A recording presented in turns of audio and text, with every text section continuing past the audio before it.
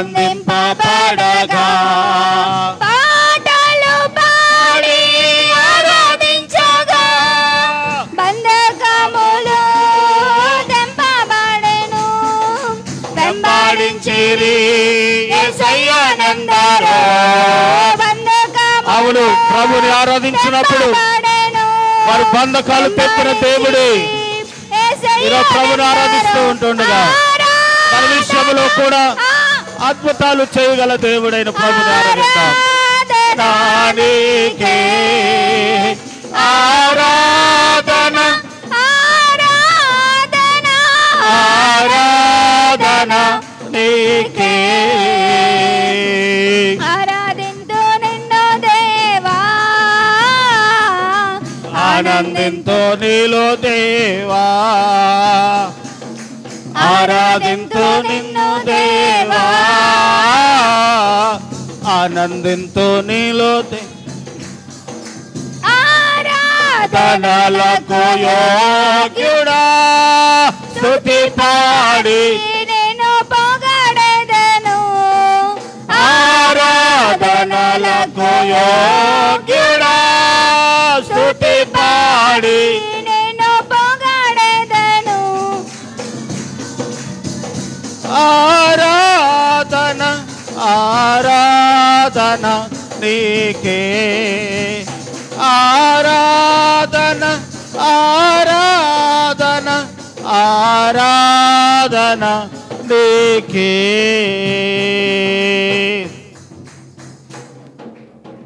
ప్రేమ నమ్మకం కలిగిన మా దేవ, పరిశుద్ధుడైన మా తండ్రి, మీ ఉన్నత నామమును బట్టి మీ స్తోత్రాలు.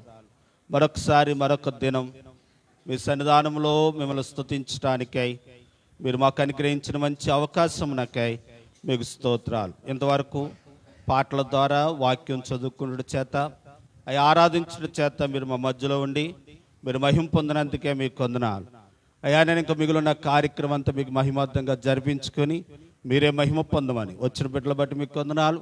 ఇక రావాల్సిన వారు ఉన్నారు, ఒకవేళ వారు సిద్ధపడి ఉంటే త్వరపెట్టింది ఆవరణలోకి ప్రవేశపెట్టమని ప్రార్థన చేస్తూ మమ్మల్ని మీ చేతికాపు చెప్పుకుంటూ యేసు ప్రభువారి పేరట స్తుతించి గణపరిచి ఆరాధన మీకు అర్పిస్తున్నాము తండ్రి, ఆమేన్.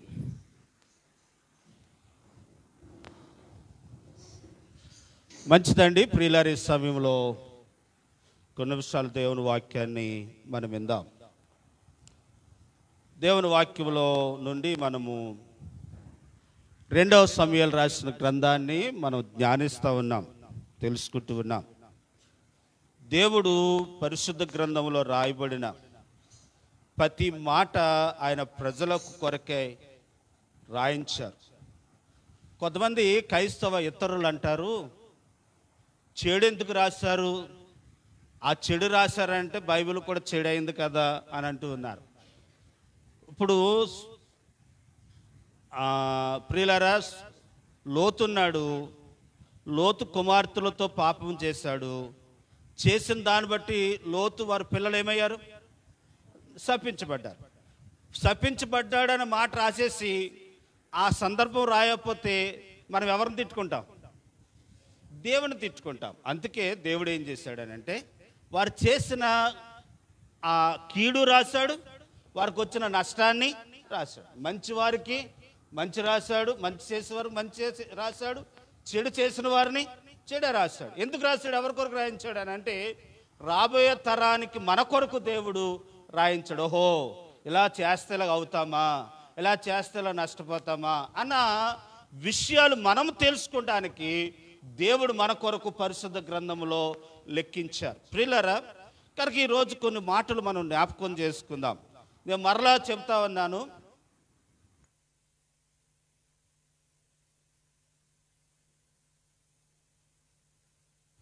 బలవంతమేమీ లేదు. ఏ మతాన్ని మేము దూషించటాలేదు, ఏ వ్యక్తిని మనం దూషించటాలేదు. బైబిల్ గ్రంథములు ఇలాగ ఉంది, మేము నమ్మిన సిద్ధాంతాలు ఇలా ఉన్నాయి.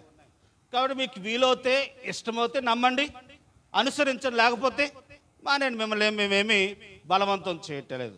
మనకు ఒక హక్కు ఉంది. ఏంటనంటే మనం ఏదైతే నమ్మామో అది మనం అనుసరిస్తూ ఉన్నాం. అది మేలైందని మనం గమనించాం.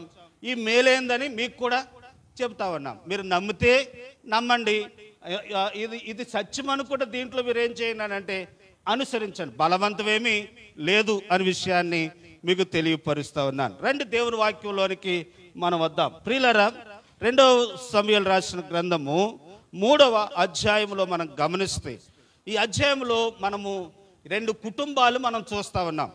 ఒక కుటుంబం ఎవరనంటే సౌలు కుటుంబం. ఎవరి కుటుంబం అండి? సౌలు. ఇంకో కుటుంబం ఎవరనంటే దావీదు. సౌలు దావీదు మీద అసూయ పొందుటాన్ని బట్టి సౌలు ఆఖరికి ఏమైపోయాడనంటే తాను కత్తి మీద తానే పడేమయ్యాడండి, చనిపోయాడు. కనుక దావీదు స్థిరంగా నిలబడి తాను ఇంతవరకు ఆ కొండలలో, లోయలలో, అడవుల్లో సౌలుకు భయపడి తిరిగిన దావీదు తిరిగి ఇప్పుడు ఎక్కడికి వచ్చాడనంటే హెబ్రోన్లోకి వచ్చాడు.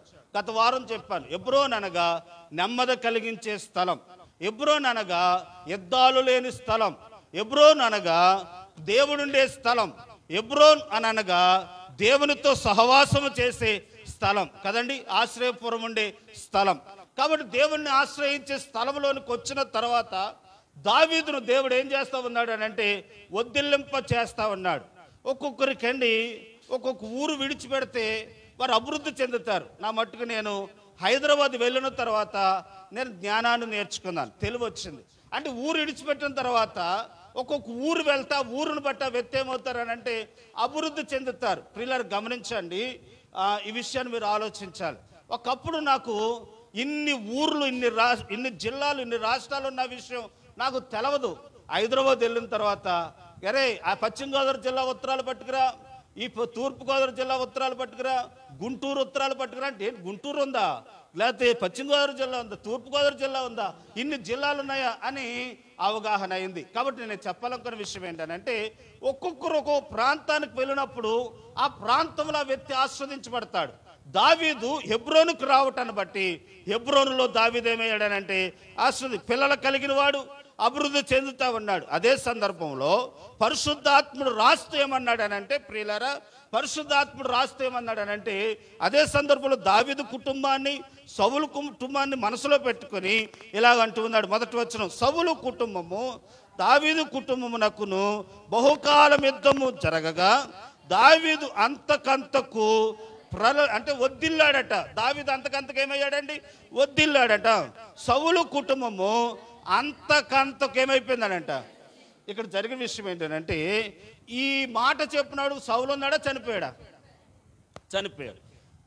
కానీ సౌలు చనిపోయిన తర్వాత కూడా ఈ మాట ఎందుకు రాస్తున్నాడు అని అంటే సౌలు చనిపోయిన తర్వాత సౌలు కుటుంబానికి సహకారిగా ఉన్నవారు కూడా ఒక ఆయన ఉన్నాడట, సౌలు కుటుంబానికి సహకారి. చూడమ్మా ఎవరైనా అంటే ఆ మాట చదువుదాం. అబినేరు అని ఒక ఆయన సౌలు కుటుంబానికి ఎలా ఉన్నాడు అని అంటే సహకారిగా ఉన్నాడు. అంటే సౌలు కుటుంబానికి సహకారిగా ఉన్నవాడు కూడా ఏమయ్యాడు చెప్పాలి. రైట్.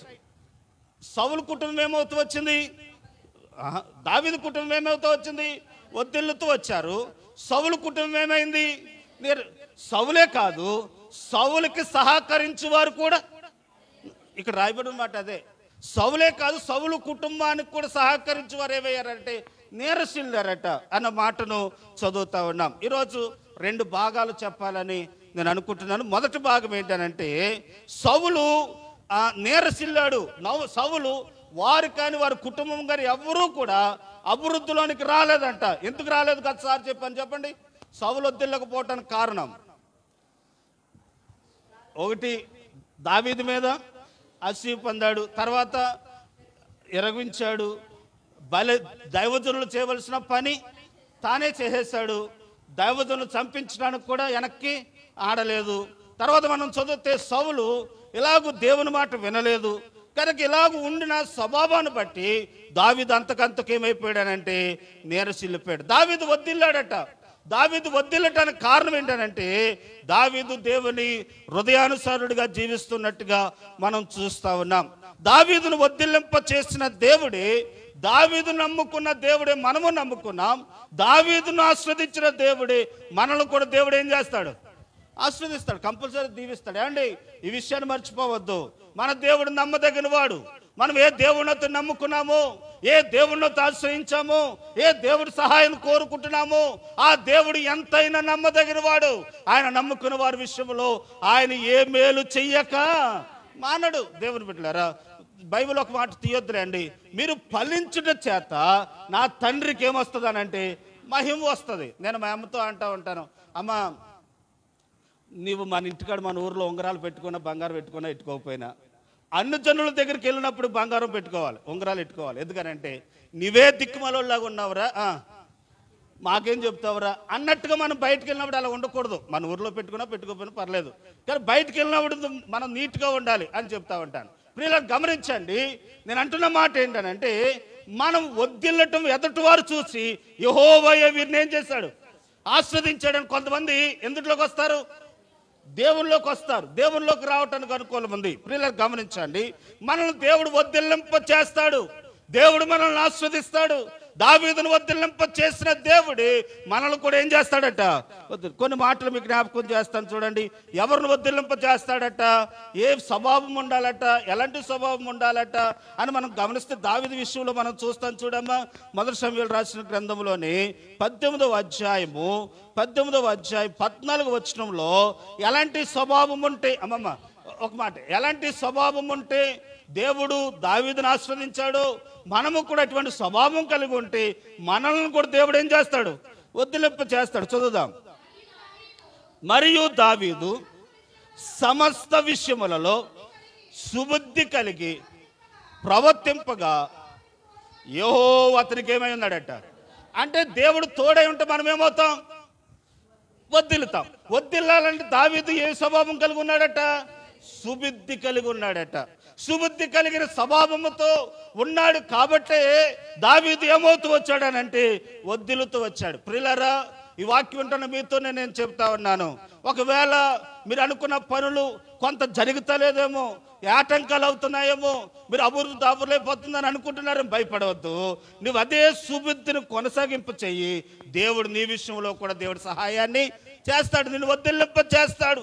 దావీదును వద్దిల్లింప చేసిన దేవుడు మనలను వద్దిల్లింప చేయగల సమర్థుడని విషయాన్ని మీకు తెలియపరుస్తా ఉన్నాను. మనము కూడా ఏమి కలిగి ఉండాలనంటే మంచి సుబుద్ధి, మంచి మంచి గుణలక్షణం మనకు ఉన్నప్పుడట అది దేవుడు చూచి మనల్ని ఏం చేస్తాడనంటే, చూడండి 24వ అధ్యాయంలో ఇదే గ్రంథంలో మొదటి సమూయేలు రాసిన గ్రంథం 24వ అధ్యాయము 17వ వచనం చదువమ్మా. దావీదుతో ఇట్లైనను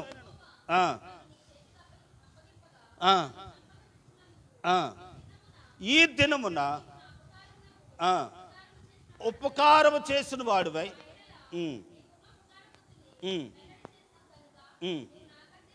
నాకంటే నీవు, మొదటి మాట ఏంటనంటే దావీదు వద్దిల్లటానికి కారణం ఏంటంటే సుబుద్ధి కలిగి ప్రవర్తిస్తున్నాడట ఒకటి. రెండు ఏంటనంటే కీడు చేసిన వారికి కూడా ఏం చేస్తున్నాడట, మేలే చేస్తా ఉన్నాడు. ఇప్పుడు ఈరోజు చదువుకున్న వాక్యంలో మనం చదివితే 3వ అధ్యాయంలో మనం గమనిస్తే చూడండి మేలు ఎలా చేశాడు, ఎంత శత్రువుకి దేవుడు దావీదు మేలు చేశాడో చెప్తున్నానండి.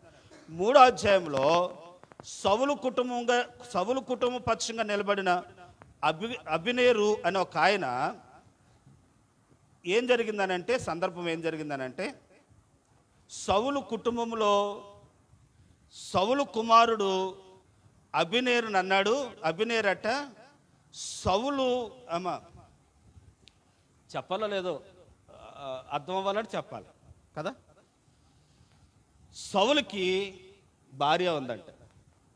సౌలు చనిపోయిన తర్వాత ఆ భార్యని ఈయన కూడాడట. ఎవరు, అబినేరు ఎవరు, సౌలు కుటుంబానికి కాపలదారు. ఈ విషయము తెలిసిన రాజు అన్నాడు, ఏ రాజు, సౌలు కుటుంబం పక్షం నిలబడిన రాజు అన్నాడు, రే నువ్వు చేసింది తప్పు కాబట్టి నువ్వు చేసింది క్షమించతగంది అని అంటే ఈడేమంటాడు తెలుసా, ఎవరు, అబినేరు, నేనురా నిన్ను పైకి తీసుకొచ్చింది, నేను నిన్ను నిలబెట్టింది అని అంటున్నాడు. ఎవరు, చూడండి ఆ మాట చదవండి.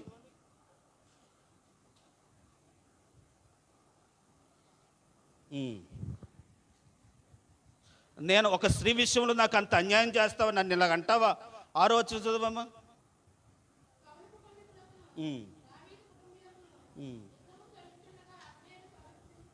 ఉమ్, ఉమ్, ఉమ్, ఉమ్, ఉమ్, ఉమ్, ఉమ్, ఉమ్, ఉమ్, ఉమ్, ఉమ్, ఉమ్,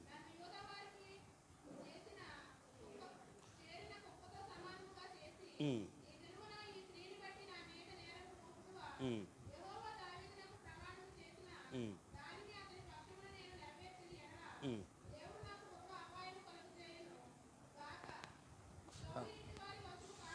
ఉమ్, ఉమ్, ఉమ్, ఉమ్, ఉమ్. ఇంకే మాట మీకు అర్థమైందండి? ఏమంటున్నాడు ఇప్పుడు? అభినేరు చేసిన తప్ప రైటా? తప్పు చేసావని చెప్తే ఇప్పుడు ఈడేమంటున్నాడు అని అంటే, ఒరే బాబు, నిన్ను కాపాడింది ఎవరు? నేనే. నిన్ను పైకి తీసుకొచ్చింది ఎవరు? నేనే. కనుక నిన్ను సౌలు దావీదు చేతిలో పడుకుని కాపాడింది నేనే. నేనేదో తప్పు చేస్తే నన్ను తప్పు కాయకోకుండా నా తప్పు బయటెడతావు అంటున్నాడు. ఎవరు? ప్రియులారా, అన్న వ్యక్తి ఇంతకాలం దావీదు కీడు చేసిన ఈ అభినేరు దావీదు దగ్గరికి వెళ్ళిపోయాడట. మళ్ళీ ఎవరి దగ్గరికి వెళ్ళిపోయాడు? ఎవరి దగ్గర ఉండేవాడు? సౌలు దగ్గర ఉండేవాడు దావీదు దగ్గరికి వెళ్ళిపోయాడు. ఇప్పుడు దావీదు ఏం చేయాలి వీడిని అని అంటే, ఒరే నువ్వు నాకు ఒకప్పుడు కీడు చేసావురా, కీడు చేసినోడు నువ్వు నా దగ్గరికి రావద్దురా అనాలి. కానీ దావీదు అలా చేయలేదు. నేను చెప్పాలనుకున్న పాయింట్ ఏంటంటే, శత్రువును కూడా ప్రేమించే మనస్తత్వం కలిగిన వాడు ఎవరనంటే దావీదు. కనుక వీడు వచ్చినప్పుడు నువ్వు నాకు కీడు చేసావురా నన్ను తవరేయకుండా ఆడికి ఆ రోజు భోజనం పెట్టి వాడితో సమాధానంగా వాడిని పంపించాడట. ఎంత అద్భుతం అండి! ఈరోజు దేవుని వాక్యం వింటున్న దేవుని బిడ్డలారా, దావీదు వద్దిల్లటానికి కారణం ఏంటనంటే, దావీదు శత్రువుకు కూడా ఏం చేశాడు? ఉపకారమే చేశాడు. ఇప్పుడు చెప్పాలి మీకు, మీరే చెప్పాలి ఏంటంటే, అభినేరు దావీదుకు మేలు చేసినోడా కీడు చేసినోడా? కీడు చేసిన. సౌలు పక్షంగా నిలబడి కీడు చేసినోడే. కీడు చేసినప్పటికీ దావీదు అతనికి ఏం చేశాడు? మేలే చేశాడు. చూడండి, భోజనం పెట్టినట్టుగా ఉంటుంది ఆ మాట. భోజనం పెట్టాడన్న మాట చదువురా ఇక్కడే.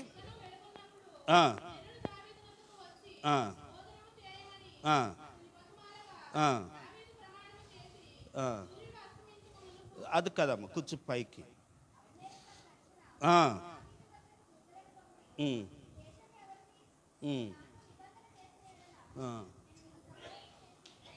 సరే, ఈ అధ్యాయంలో ఉంటుంది, మీరు తర్వాత చూడండి అమ్మ. సరే, మన ముందుకు వెళ్ళిపోదాం. సరే, ఈ ఎంత దోహం చేసినప్పటికీ అభినేను పిలుచుకున్నట్టు దాన్ని బట్టి, క్షమించిన దాన్ని బట్టి దావీదు ఏమయ్యాడు? అమ్మ, మన పాఠంలోకి వచ్చాడు. దావీదు ఏమయ్యాడు? వద్దిల్లాడు. ఇప్పుడు నేను చెప్పాలనుకున్న విషయం ఏంటంటే, సుబుద్ధి కలిగి కీడు చేసిన వారికి మేలు చేస్తా ఉంటేనే దేవుడు మనకేం చేస్తాడు? మనల్ని ఏం చేస్తాడట? వద్దిల్లింప చేస్తాడు, అభివృద్ధిని దయచేస్తాడు. మనల్ని ఒక స్థితిలోనికి దేవుడు మనల్ని తీసుకొచ్చేవారుగా ఉంటారనే విషయాన్ని మీకు తెలియపరుస్తూ ఉంటున్నాను. బైబిల్ ఒక మాట ఉందండి, సామెతల గ్రంథములు ఏమనంటే చూడండి, అతిక్రమములు దాచిపెట్టివాడట. సామెతలు 28:13 చదువురా. అతిక్రమములను దాచిపెట్టివాడు వద్దిల్లడు, వాటిని ఒప్పుకుని ఏం చేయాలట? ఇడిచిపెట్టువాడు కనికరము పొందు. ప్రియులారా, కనుక జ్ఞాని అయిన సొలొమోను పరిశుద్ధాత్మ పూర్ణుడే చెబుతున్న మాట ఏంటనంటే, అతిక్రమములను దాచిపెట్టుకుని వాడు ఏమవుడట?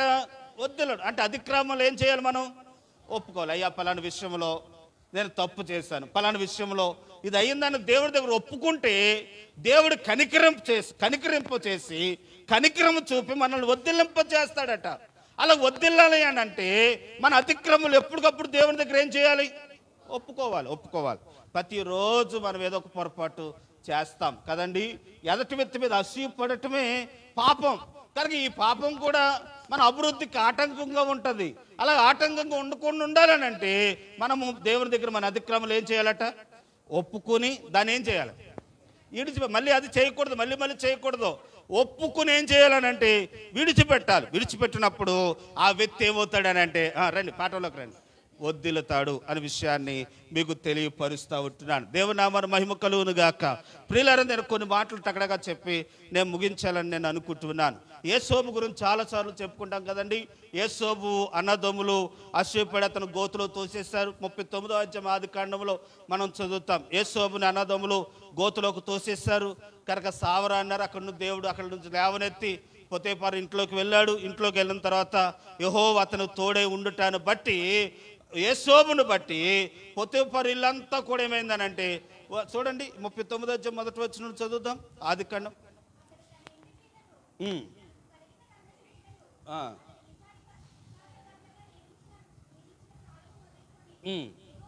యెహోవా యేసోబు నిమిత్తము యెహోవా ఆశీర్వాదము ఇంటిలోనేమి పొలములోనేమి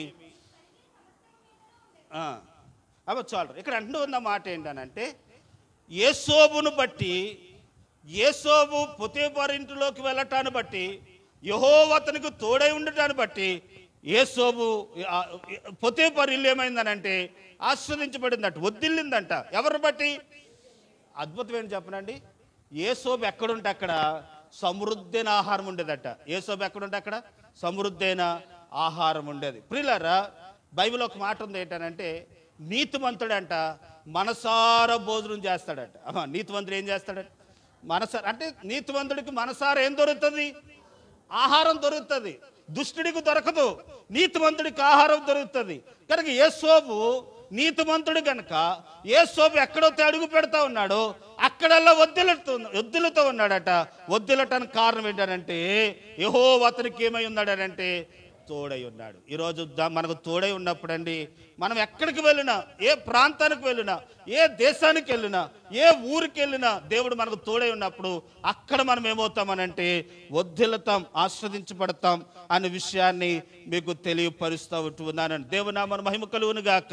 ప్రియులారా, ఏబు గ్రంథంలో ఒక మాట ఉంటుంది ఏంటనంటే, దేవుడు మనల్ని వర్ధిల్లింప చేయాలని. చూడండి, ఏబు గ్రంథం 8వ అధ్యాయము 6వ వచనాన్ని చదువుదాం. నీవు పవిత్రుడివై యథార్థవంతుడవైన ఎడల ఆయన నీ యందు శ్రద్ధ నిలిపి నీ నీతికి తగినట్టుగా నీ నివాస స్థలం ఏం చేస్తాడట? దేవుడు మన నివాస స్థలములను వర్ధిల్లింప చేస్తాడట.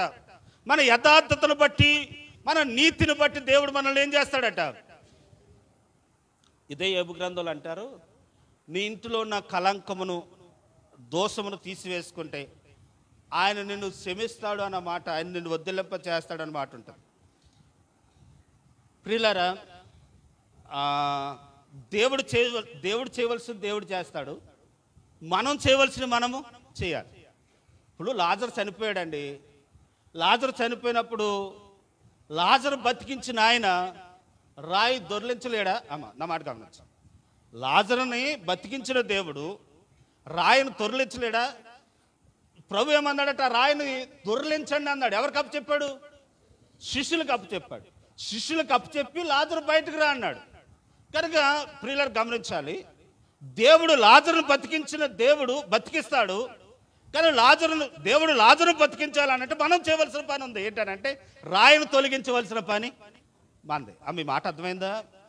దేవుడు అద్భుతం చేస్తాడు, అద్భుతాన్ని చేయటం ముందుగా దాన్ని రాయిని తొలగించవలసిన పని ఎవరిది? మంది. కాబట్టి ప్రియులారా, ఈరోజు దేవుడు నిన్ను ఆశీర్వదిస్తాడు. ఏ విషయంలో నిన్ను దేవుడు ఆశీర్వదించాలని అంటే ఆ విషయంలో దేవుడు నిన్ను దీవిస్తాడు. దీవించే ముందు నీలో నా రాయిలు తొలగించవలసిన పని ఎవరిది? మన అది ఎన్నో వచ్చిన చెప్పరా రిఫరెన్స్? 22:23 అండి. ఆ మాట చదవండి అమ్మా. సర్వశత్రుని వైపు నువ్వు తిరిగిన ఎడల, నీ గుడారములో నుండి దుర్మార్గమును దూరంగా తొలగించిన ఎడల నీవేమవుతావు? ఎప్పుడు అభివృద్ధి అవుతావు? నీ దుర్మార్గము నీ ఇంటిలో నుండి, నీ ఇంటిలో, నీ ఒంటిలో, నీ హృదయంలో నుండి దాన్ని తొలగించినప్పుడు అప్పుడు దేవుడు నేను ఏం చేస్తాడనంటే అభివృద్ధి దయచేస్తాడు. అది ఏదైనా సరే, ఉద్యోగమే కానివ్వండి, పిల్లలే కానివ్వండి, పెళ్ళే కానివ్వండి, లేకపోతే ఇల్లే కానివ్వండి, లేకపోతే ఏదైనా సరే దేవుడు చేయాలనంటే మొట్టమొదటిగా నీలో ఉన్న దుర్మార్గం ఏం చేయాలట? తొలగించాలి. తొలగించకపోతే ఆ తొలగించే పని నీది, కార్యం చేసే పని ఆయన. ఇప్పుడు కానాను ఊర్లో వివాహం జరుగుతూ ఉంటుంటే నీళ్ళని ఎలా మార్చాడు? ఇప్పుడు నీళ్ళు పోయవలసిన బాధ్యత ఎవరిది? మంది. పని చేయవలసింది దేవుడు, కార్యం చేస్తాడు. కాబట్టి దుర్మార్గం ఏదైతే ఉందో అది మనం తొలగించుకున్నప్పుడు నీలం మధురంగా మార్చినట్టుగా మన జీవితాన్ని దేవుడు ఏం చేస్తాడు? మధురంగా చేస్తాడు. ఇప్పుడు ప్రియులారా, ఒక దైవజనుడికి భార్య ఉందట. ఆయన అప్పు చేసి చనిపోయాడట. భార్య చనిపోయింది. మనం ఏం చేయాలో చెప్తున్నాను. భర్త చనిపోయాడు, భార్య అప్పులతో బాధపడితే ఎలీషా దగ్గరికి వెళ్ళింది. ఎలీషా దగ్గరికి వెళ్తే ఎలీషా దగ్గర అడుగుతుంది, అయ్యా నీ దగ్గర శిష్యార్కం చేశాడు కదా నా భర్త, మరి అప్పు చేసి చనిపోయాడు కాబట్టి అప్పు అంతా అలాగే ఉండిపోయింది, ఆ పిల్లల్ని తీసుకుపోతున్నా నేనేం చేయాలి అని అడిగింది. అప్పుడు ఆయన అన్నాడు, నీ దగ్గర ఏముంది అన్నాడు. అమ్మ నీ దగ్గర, ఇప్పుడు ఆవిడ వచ్చింది ఎందుకు వచ్చింది? ఈయనేమో ఇస్తాడేమో అన్నట్టుకు వచ్చింది. ఆయన ఏమంటున్నాడు, నీ ఇంట్లో ఏముందంటే అప్పుడు ఆవిడ అంటుంది, మా ఇంట్లో నూనె కుండ తప్ప ఏమీ లేదన్నాడు. అన్న తర్వాత అప్పుడు ఆ దైవజనుడు అంటాడు, అలగొత్తును వెళ్ళి నీ ఇంటి చుట్టుపక్కల ఉన్న కుండలన్నీ పోజేసుకుని అవి ఇంట్లో పెట్టుకుని ప్రార్థన చేసి ఆ కుండలన్నింటిలో ఉన్న నూనె పొయ్యి అమ్మ అని చెప్పినప్పుడు ఆ నూనె పొయ్యిగా తెచ్చిన కుండలన్నీ, ఊర్లో ఉన్న కుండలన్నీ తెచ్చిన కుండలన్నీ ఏమైపోయినాయంటే నిండిపోయినాయి అంటే. మళ్ళీ వెళ్ళి చెప్పిందంటే దైవజనుడికి. చెప్పగా అప్పుడు ఆయన అంటాడు, అలగొత్తును వెళ్ళి ఆ నూనె అమ్మి నీ అప్పులన్నీ తీర్చుకుని మిగులున్న దానితో నువ్వేం చెయ్యి బతుకన్నాడు. ఏరుశనగ నూనె కేజీ ఎంతమ్మా? అమ్మ ఏరుశనగ నూనె ఇప్పుడు కేజీ ఎంత? 150, 160. కనుక ఇప్పుడు కుండలన్నీ నిండిపోయినాయండి. ఏరుశనగ నూనె, మంచి గానుగ నూనె నిండిపోయిందండి. కనుక ఎన్ని కేజీలు అయిపోయి ఉంటాయో, ఎంత లాభం వచ్చి ఉంటుందో. నేను అంటున్న విషయం అంతా ఎందుకు చెప్పానంటే, దేవుడండి ఆయన ఆశ్రయించిన మనము, ఆయన సహాయం కోరిన మనము, మనల్ని వదిలింప చేయాలంటే ఆకాశం నుండి డబ్బులేం కొరో. అమ్మ ఈ విషయం గమనించాలి. ఆకాశం నుండి డబ్బులేం కొరో. నీకు ఏదవుతూ ఉందో దాన్ని ఆశ్రదకరంగా మారుస్తాడు. ఆ ఉద్యోగాన్ని ఆశ్రదకరంగా మారుస్తాడు. నీకున్న పనిని ఆశ్రదకరంగా మారుస్తాడు. ఆ ఉద్యోగంలోనే నేను వదిలింప చేస్తాడు. అప్పుల పాలు కానవడు, లేకపోతే హాస్పిటల్ పాలు కానవడు, లేకపోతే దొంగల పాలు కానవడు. నీకున్న దానిని దేవుడు అంచులంచులుగా ఏం చేస్తాడనంటే అభివృద్ధిని దయచేస్తాడు. అదే అంటున్నాడు, దావీదును దేవుడు వదిలింప చేసిన దేవుడు ఈరోజు మనల్ని కూడా ఏం చేస్తాడనంటే వదిలింప చేస్తాడు. ఎలాగ వదిలింప చేస్తాడు అనంటే మనకున్న దానిని దేవుడు ఆస్వాదిస్తాడనే విషయాన్ని తెలియపరుస్తా ఉన్నాను. కీర్తన 1వ అధ్యాయంలో మనం చదివితే, దుష్టుల ఆలోచన చెప్పున నడవక, పాపుల మార్గం నిలవక, అపవాసుకులు కూర్చున్న చోట కూర్చుండక, యెహోవా ధర్మశాస్త్రమును ఆనందించుచు ధన్యుడు అతడు నీటి కాలం ఎవరు నాటబడిన వాడై ఆకు వాడక తన కాలమందు ఫలమిచ్చు, అతడు చేయనదంతయు మనం చేస్తున్నదంతా దేవుడు ఏం చేస్తాడనంటే సఫలం చేస్తాడట. అలా చేయాలనంటే మనం ఏం చేయాలట అనంటే ఆయన ధర్మశాస్త్రాన్ని ఏం చేయాలట? దివారాత్రము చదివి జ్ఞానించాలట. ఎప్పుడు చదవటం కాదు, చదువుకున్నది ఏం చేయాలి? ఇప్పుడంటే నేను ఒక అధ్యాయం చదువుకుంటానండి. ఈ అధ్యాయాన్ని నేను ఆలోచించుకుంటూ ప్రయాణం చేసినా, ఏ ఊరు వెళ్ళినా, ఎక్కడికి వెళ్ళినా ఆలోచించుకుంటూ ఉంటాను. కానీ ఈ సందర్భానికి ఏ సందర్భం అని ఇలా ఆలోచించుకుంటూ ఉంటాను. ప్రియులారా, అస్తమానం చదవను కదా, కానీ ఒక్కోసారి ఏం జరుగుతుందో తెలుసండి, నేను ప్రయాణం వెళుతున్నప్పుడు ఆలోచించుకున్న మనసు అదే ఆలోచనలో ఉంటుంది. ఒకవేళ నమస్కారం చెప్పినా కనపడదు. ఎందుకనంటే నేను వేరే ఆలోచనలో ఉంటాను, వేరే తలంపుల్లో బైబిల్ ఆలోచించుకుంటూ ఉంటాను. ప్రియులారా, నేను అంటున్న మాట ఏంటంటే, నువ్వు ధర్మశాస్త్రాన్ని ధ్యానిస్తే ఉంటే దేవుడు తగిన కాలమందు పూర్తి చేయండి. తగిన ధర్మశాస్త్రాన్ని నువ్వు జ్ఞానించి చదివి జ్ఞానిస్తా ఉంటే తగిన కాలమందు నువ్వు ఫలించు చెట్టు వలె దేవుడు నిన్ను చేస్తాడు. తగిన కాలమందు నిన్ను హెచ్చిస్తాడు. ఏ కాలంలో, ఏ సమయంలో, ఏ సందర్భంలో దేవుడు నిన్ను హెచ్చించాలో అప్పుడు హెచ్చిస్తాడు. అలాగే హెచ్చించాలని అంటే ఆయన ధర్మశాస్త్రాన్ని ఏం చేయాలి? జ్ఞానించాలి, చదవాలి, జ్ఞానించాలి. అలా జ్ఞానించేవాడు ధన్యుడు అవుతాడనే విషయాన్ని మీకు తెలియపరుస్తూ ఉందని. నీకు అర్థం కాకపోయినా చదవాలి, నీకు తెలవకపోయినా చదవాలి. ఒకవేళ తెలవకపోతే నన్ను అడగండి, నాకు తెలిసిన మట్టుకు నేను మీకు వివరణ ఇస్తాననే విషయాన్ని మీకు తెలియపరుస్తూ ఉంటున్నాను. ప్రియులారా, సౌలు కుటుంబం ఏమైందంట? దిగజారిపోయి అది అంతకంతగా నీరసిల్లిపోయి వారు శాపం పొందుకున్నారట. దావీదు అంతకంతకు ఏమయ్యాడటండి? వర్ధిల్లునట్లుగా మనం చూస్తూ ఉన్నాం. ఈరోజు మనం కూడా వర్ధిల్లాలనంటే సుబుద్ధి కలిగి, మంచి మనసు కలిగి, యథార్థవంతులముగా ఈ లోకంలో మనం నడిచినప్పుడు, ఆయన ధర్మశాస్త్రాన్ని మనం అనుసరించి మనం జ్ఞానిస్తూ నడిచినప్పుడు ఇదిగో దావీదును వర్ధిల్లింప చేసినట్టుగా ఆయన మనల్ని కూడా ఏం చేస్తాడనంటే వర్ధిల్లింప చేస్తాడనే విషయాన్ని మీకు తెలియపరుస్తూ ఉంటున్నాను. ప్రియులారా, 2వ దినవృత్తాంతాల గ్రంథంలో చాలాసార్లు మనం చదువుకుంటాం. మరొకసారి మీకు జ్ఞాపకం చేస్తాను చూడండి.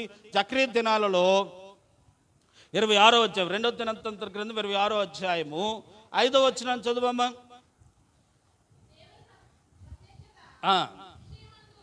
దేవుని ప్రత్యక్ష తెలివి కలిగిన జకరియా దినములయందు అతడు దేవుణ్ణి ఆశ్రయించెను. అతడు యెహోవాను ఆశ్రయించినంత కాలము దేవుడు అతను ఏం చేశాడట? కాబట్టి దేవుని పిల్లలారా, ఈరోజు మన పాఠం ఏంటనంటే దావీదును వర్ధిల్లింప చేశాడు, సౌలు ఏమయ్యాడట? అండి దేవుడండి, మనమైతే పయాకారం చూస్తాము కానీ దేవుడైతే అంతరంగాను చూస్తాడట, హృదయాన్ని చూచేవాడట. ఈ హృదయాన్ని చూచిన దేవుడు మన మనస్తత్వాన్ని బట్టి మనం ఆయన మీద ఆధారపడటము లేదో ఆయన గ్రహించి అప్పుడు దేవుడు మనకు సహాయాన్ని చేస్తాడు. ఒక చోట ఉంటుంది, ఆయన మూసేస్తే తలుపులు ఎవరును, ఆయన తెరిస్తే ఎవరును మూయలేరట. కాబట్టి ఈ ఉజ్జియా అనే ఆయన దేవుణ్ణి ఆశ్రయించాడు కనుక దేవుడు అతన్ని ఏం చేశాడనంటే వర్ధిల్లింప చేశాడట. ఈరోజు మనము కూడా దేవుణ్ణి ఆశ్రయించినంత కాలము దేవుడు మనల్ని ఏం చేస్తాడట? ఇక్కడ జరిగిన విషయం ఏంటి తెలుసా? ముందు బాగానే ఉంటామండి, ఎదిగిన తర్వాత ఎవరిని ఆశ్రయించడం మానేస్తామంటే దేవుణ్ణి ఆశ్రయించడం మానేస్తాం. అమ్మా, ఎదిగిన తర్వాత ఏం చేస్తాం? మొన్న నాకు తెలిసిన ఒక ఆవిడ మనీ ప్యాంట్ అంట, మనీ ప్యాంట్ మొక్క, ఇది ఎట్టుకోండి డబ్బులు అంది. ఏది ఎట్టుకోండి? అమ్మా, నాకు ఇప్పుడున్న డబ్బులు చాలు, నీ మనీ ప్యాంట్ అక్కర్లేదు, నువ్వు అక్కర్లేదు అని పీక్ అవతల పడేసి. నేను అంటున్న మాట ఏంటంటే, ఇప్పుడున్న అభివృద్ధి చాలదా? ఒక స్థితిలో నుంచి, దీన స్థితిలో నుంచి దేవుడి స్థితిలోకి తీసుకొచ్చాడు, చాలు, ఇంతకంటే ఎక్కువ అక్కర్లేదు, ఇంతకంటే తక్కువ అక్కర్లేదు, ఇలాగ వెళ్ళిపోతే చాలు. నేను అంటుంది ఏంటంటే, మనీ ప్యాంట్ మీద కాదు మనం ఆశ్రయించవలసింది, అందుకే మాట చెప్తున్నాను. లేకపోతే వేరే జాతకాల మీద కాదు ఆశ్రయించవలసింది, మనం దేవుని మీద ఆశ్రయించినప్పుడు దేవుడు మనకు సహాయాన్ని. కొంతమంది కలబందలు పెడతారు, మరి కొంతమంది ఇంకేయో పెడతారు. ప్రియులారా, నువ్వు అన్ని పెట్టావంటే దాని మీద ఆశ్రయించినట్టు. ఇప్పుడు ఎవరి మీద ఆశ్రయించాలి మనం? ఇంకొక విషయం చెప్తున్నానండి, ఇప్పుడు మనీ ప్యాంట్ పెడితేనే అభివృద్ధి అయ్యాను. ఇప్పుడు అమ్మా, నేను ఆ మనీ ప్యాంట్ పెట్టుకుంటే అభివృద్ధి అయ్యానా? కాదు, ఇది ఎట్టుకోకితమే దేవుడు మనల్ని ఏం చేశాడు? ఇప్పుడు ఎదిగిన తర్వాత ఈ పడ వచ్చింది. అదే అంటున్నాడు, దేవుడు ఆశ్రయించిన తర్వాత ఇలాంటి ఆశలు వేయకూడదు, ఇలాంటి తత్వాలు కలిగి ఉండకూడదు. కనుక ఇప్పుడు ఎదిగావు, ఎంత ఎదిగినా నిన్ను ఇంకా ఎదిగిస్తాడు. కాబట్టి ఈ మధ్యలో ఇవి అవి తీసుకురాకూడదు. అదే అంటున్నాడు, యెహోవాను ఆశ్రయించడం. ఈయన కూడా అదే చేశాడండి. అమ్మ చదవరా, ఈయన కూడా యెహోవాను ఆశ్రయించడం మానేశాడు అన్న మాట చదువుతాం కింద.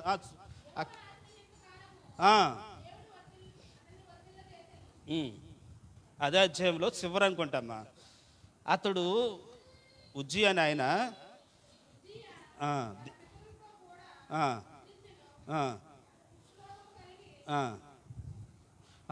అదే అక్కడ ఏమంటారు, నేను వివరిస్తాను చూడండి. ఈయన దేవుని మందిరంలో యాజకులు అర్పించవలసిన బలి ఉజ్జిరాజు అర్పించేశాడట. అర్పిస్తుండగానే అతను నొసటి మీద ఒక కుష్టి వ్యాధి వచ్చిందట. ఆ కుష్టి వ్యాధితో ఏమయ్యాడు? ఆ మాట దొరికిందరే, ఎన్నో వచ్చినామమ్మా చెప్పండి?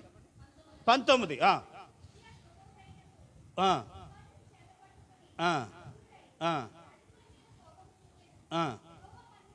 యెహోవా మందిరములో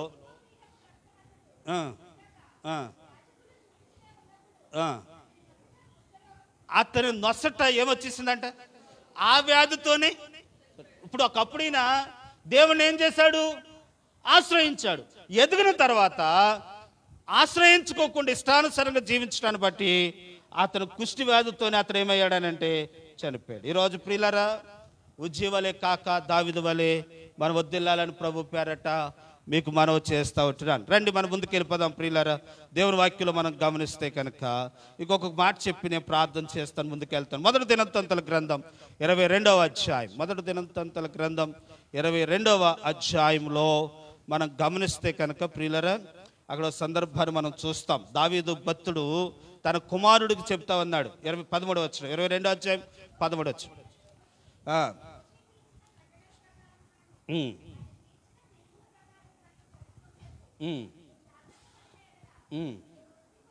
నీవు వృద్ధి పొందదవు, ధైర్యం తెచ్చుకొని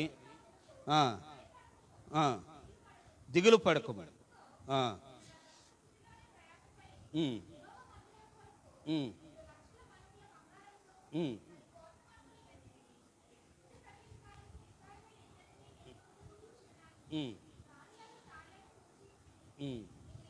అమ్మ చాలు.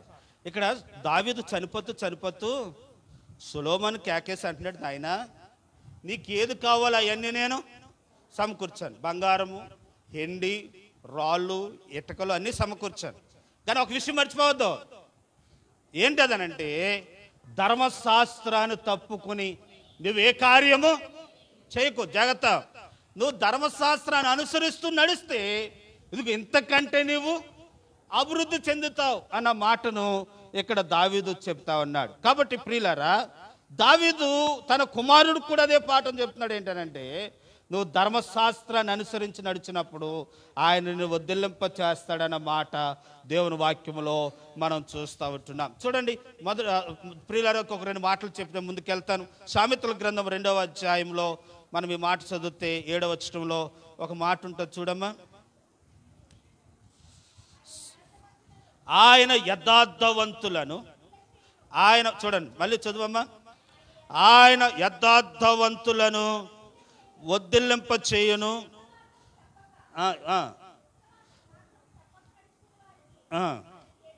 ఆయన ఎలా ఉన్నాడట? యథార్థముగా నడుచుకున్న వారికి దేవుడు ఏం చేస్తాడట? యథార్థం అంటే, యథార్థత అంటే ఏంటి అని అంటే, ఉన్నది ఉన్నట్టు. ఇప్పుడు చూడండి, మనసులో ఒట్టెట్టుకుని పైకి ఒకటి మాట్లాడతారు. ఇది యథార్థత కాదు. కాబట్టి ఈ యథార్థత ఎవరు చూస్తున్నారు? ఇదే మాటలు ఇంకొకలాగా అన్నారు. ఏమన్నారంటే, న్యాయము తప్పి అని అంటారు. అంటే యథార్థత తప్పి, న్యాయము తప్పి. అప్పుడు చూడండి, ఆయన కనిపెట్టును, ఆయన భక్తుల ప్రవర్తనను ఆయన ఏం చేస్తాడట? కాబట్టి న్యాయము యథార్థత కలిగి జీవిస్తావంటే దేవుడు ఏం చేస్తాడట? ఇప్పుడు నీ దగ్గర గొడవ వచ్చిందండి, మీ ఇంట్లో జరిగినప్పుడేమో దాచేసుకున్నావు, బయట జరిగినప్పుడేమో ఇది యథార్థత కాదు. ప్రియులారా, నీ తల్లికో న్యాయం, బయట తల్లికో న్యాయమా?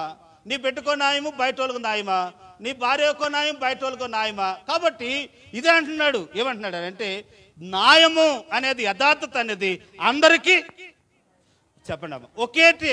మనం అలా పరిపాలించినప్పుడు అలా చేసి, ఇప్పుడు మందిరంలో డబ్బులు ఇచ్చిన ఒకలాగా, డబ్బులు ఉన్న ఒకలాగా, పేదలను ఒకలాగా, ధనికులను ఒకలాగా చూస్తే అదేం కాదు, యథార్థ న్యాయం కాదు. పలహారం పంచిపెట్టినప్పుడు, భోజనం పంచిపెట్టినప్పుడు, లేకపోతే కూర వేసినప్పుడు దాన్ని మన ఇంట్లో వాళ్ళకి ఏమోలాగా, బయట వాళ్ళకి ఓలాగా, లేకపోతే ఉన్న వాళ్ళు వచ్చినప్పుడు ఒకలాగా, లేని వాళ్ళు వచ్చినప్పుడు అది చేయకూడదు. అది ఏం కాదు అది అని అంటే, ఇది ఎవరు చూస్తారు? దేవుడు చూస్తాడు. ప్రియులారా గమనించండి, అందరూ సమానమే, అందరము సహోదరులం, ఎవరు పెద్ద లేరు చిన్న లేరు, అందరూ ఒకటే దేవుడి సన్నిధానంలో. అందుకే యేసు ప్రభువు ఏమన్నారనంటే, మీరు ఒకరు ఏమై ఉన్నా సహోదరులై ఉన్నారు అని అంటాడు. కాబట్టి మనం సహోదరులం, ఒక అన్నదమ్ములం, ఒక అన్నదమ్ములుగా ఉన్న మనము ఒకరి మీద ఒకరు పెత్తనాలు చేయకూడదు. నేను కూడా చేయకూడదు.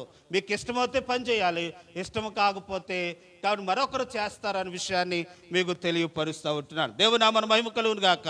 కానీ యథార్థతను మనం అనుసరించినప్పుడు ఆ యథార్థతను దేవుడు చూస్తాడట. చూసి దేవుడు మనకు సహాయాన్ని చేస్తాడు. చూడండి, ఇంకొక మాట చెప్పి నేను ముందుకెళ్తా. కీర్తన 101వ కీర్తన 101వ కీర్తన 2వ వచనాన్ని మనం చదువుదాం.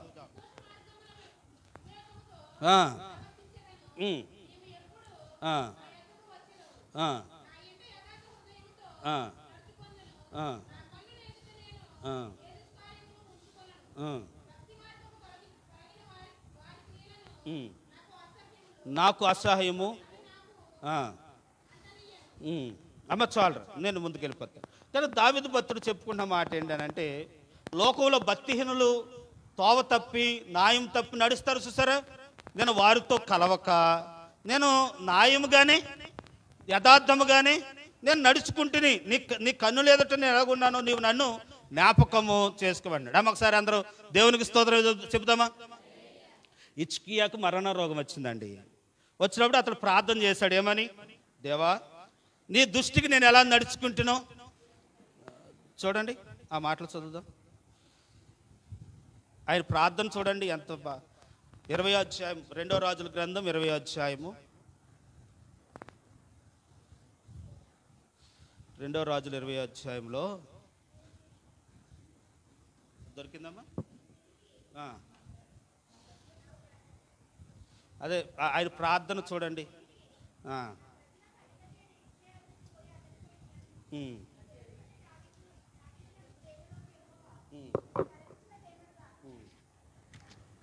అది ఆ మాట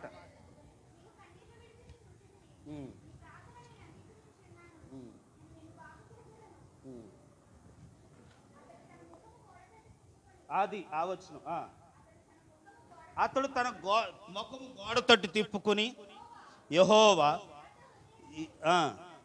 యథార్థ హృదయుడే సత్యముతో నేను నీ సన్నిధిలో నేను ఎట్టి నడుచుకుంటునో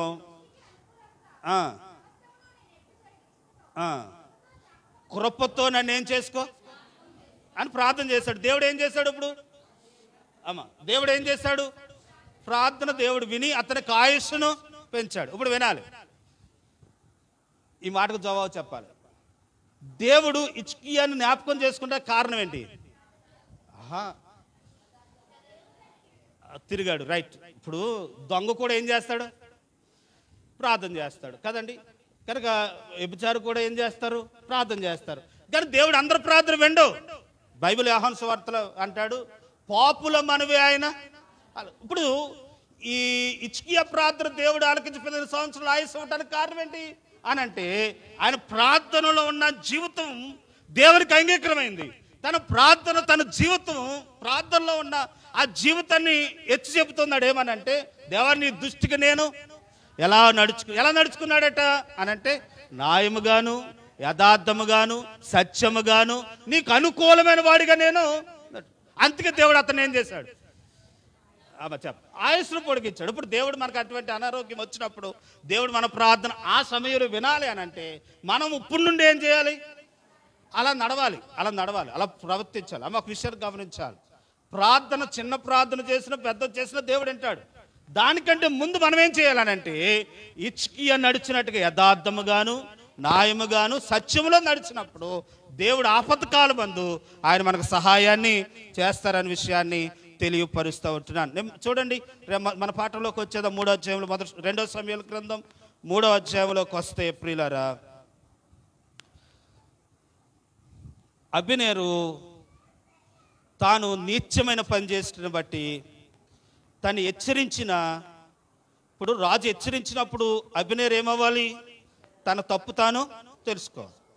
దావీదు కూడా ఒకప్పుడు తప్పు చేశాడండి. చేసినప్పుడు కీర్తన 51వ అధ్యాయంలో తన తప్పు తాను ఏం చేశాడు?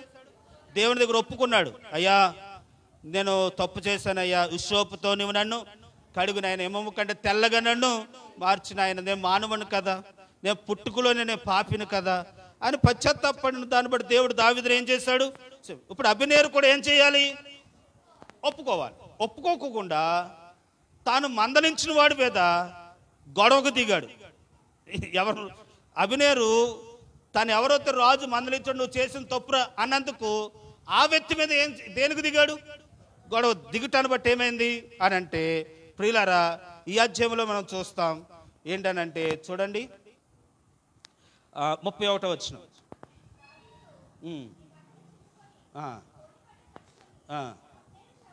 అబ్నేరు శవం ముందు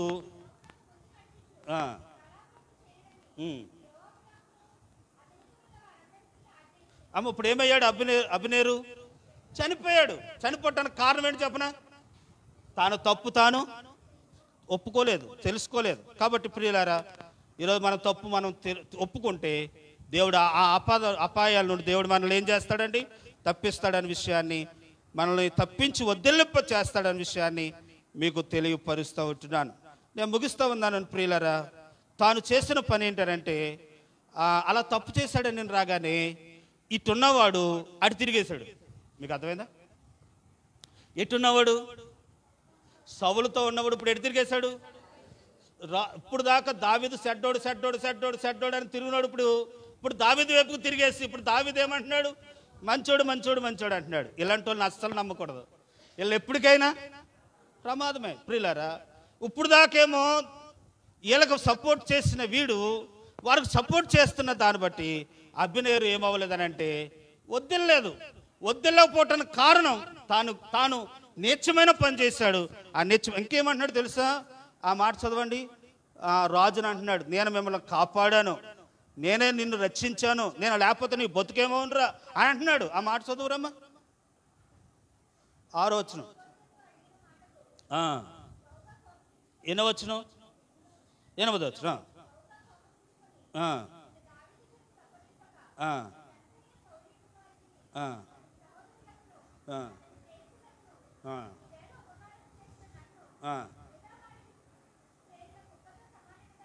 దాన్ని ఎలా చేసావు అంటున్నాడు.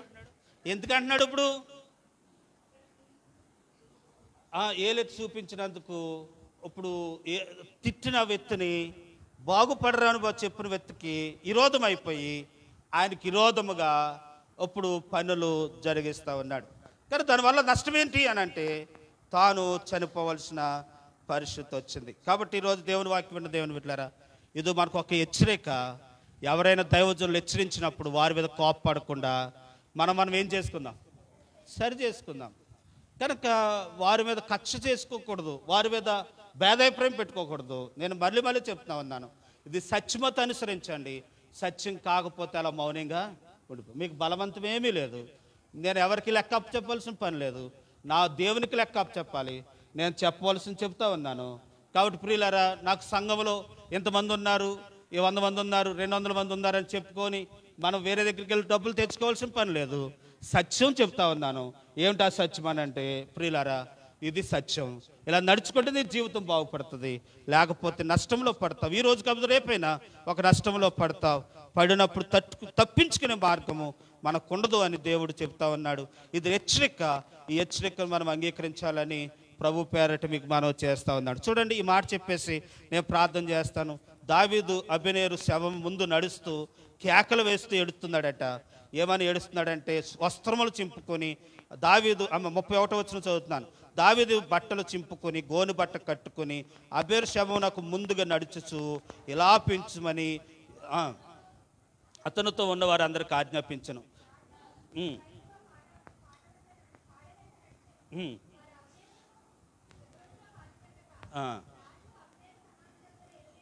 ఆమె 24 వచ్చిన చదవరా. 34. ఎట్లనగా అబ్నేరు నీచుడు ఒకడు చచ్చినట్టుగా నీవు చావదగునా? నీ చేతులకు కట్లు లేకుండాను, నీ కాలుకు సంఖ్యలు వేయబడకుండాను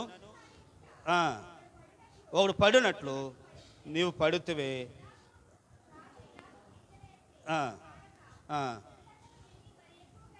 ఆమె వివరించి నేను ప్రార్థన చేస్తాను. అబ్నేరు శవం ఎదుట ఒక రాజు ఏడుస్తూ కేకలు వేస్తా ఉన్నాడు. ఎందుకని చెప్పాలి?